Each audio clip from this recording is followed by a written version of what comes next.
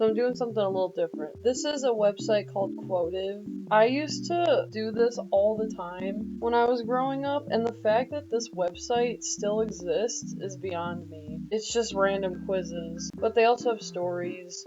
Wow, I really can't even believe this is still around. It kind of reminds me of like the Tumblr era. Oh my god, this picture in particular I had on my Tumblr. Like, this is so Tumblr, I can't even believe it. But I'm here for the quizzes today, because I thought it'd be fun to do that. Okay, this one's cute. What kind of ghost will you come back as? Wow, this was made 10 months ago? What emotion do you feel more deeply when wronged? Sadness. How do you handle loss? Oh my god, there's so many options. I turn to distractions and addiction. Yup. No. Sure. How would you like to be remembered? That's a hard one. This one kind of like feels like these two combined. So I'm gonna go with this. What ties you most strongly to your emotions? What keeps you from detaching? Feeling things deeply for sure. If I could haunt someone or something, who/where would it be? Well, I would think that the ability to haunt, you could do whatever you want. Honestly, I'm gonna just go with this. If you were a ghost, how would people sense you? Comforting touch in the dark. Wow! Low-key fantasy vibes? Sure. How often do you find yourself dwelling on the past? Is there like a neutral? I'm gonna close my eyes and pick one. If you had one ghostly power, what would it be? Apparition? I have to Google that because I'm a bozo. What is apparition? Apparition? A ghost or ghost-like image of a person. Oh, like, okay, so taking form? Like a shadow? Well, you can appear in dreams when you're alive. So I don't have to be dead for that. You can already literally appear as a person, so like, why would I do that as a ghost? Appearing as a guide in the forest. To who? The squirrels? See, really, what I would like to do if I were a ghost is be able to walk through walls and shit. And, like, explore everything, explore the world. Like, walk around, nobody can see. It's basically like being invisible. I'd love to be invisible. Like, I literally would give anything to be invisible. That'd be so cool. Moving objects would be kind of funny. What's worse? Being forgotten, misunderstood, trapped, or helpless? Ooh, this is, holy shit. I might as well go with trapped. What do you believe happens after death?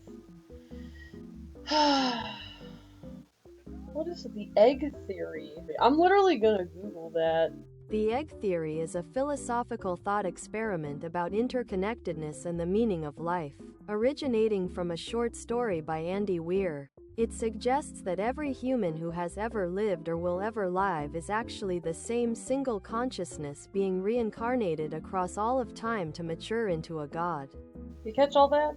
That seems kind of cool. I can definitely resonate with interconnectedness. I definitely feel as if everything is connected.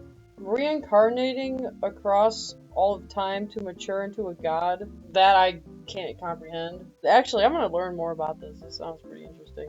What drives your actions most in life? I don't even have to read any of this until the... If you were a ghost, how would you want people to feel in your presence? Probably sane. If you could visit one place after you die, what would it be? Nowhere. I'm leaving now, buddy. Yeah. You afraid of death? I would say this, but that's a hurdle that I feel as if all of us human beings have to face. And like, I'm working on my jump skills. Well, it's been great getting to know you. Hope this quiz didn't make you too existential. Yeah, speaking of eggs, I learned a new thing today. Egg theory. Reminder that this has no bearing on your actual future. Who knows if ghosts are real or not. I like pears. A morning spirit. You know I love reading. Oh yeah, this would be a good idea to do a quiz. Because I love reading, you know. The morning spirit is a ghost bound to the world of the living by profound grief or loss.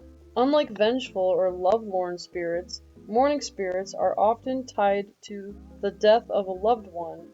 Unable to move on because their sorrow weighs too heavily on their soul, they embody raw, unresolved sadness, Mourning spirits arise from situations like losing a spouse, child, or close family member, death that occurs suddenly or violently, giving no time for acceptance, separation by war, accident, or tragedy, especially when the mourner dies soon after, survivors who die still grieving intensely, sometimes those who feel guilt or regret connected to the loss.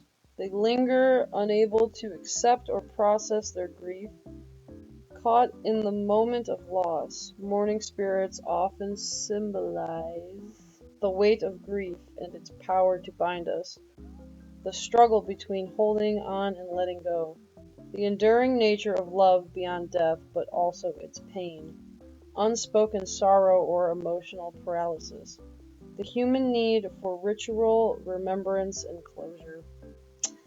Thanks, 17-year-old Grace, who made this wonderful quiz.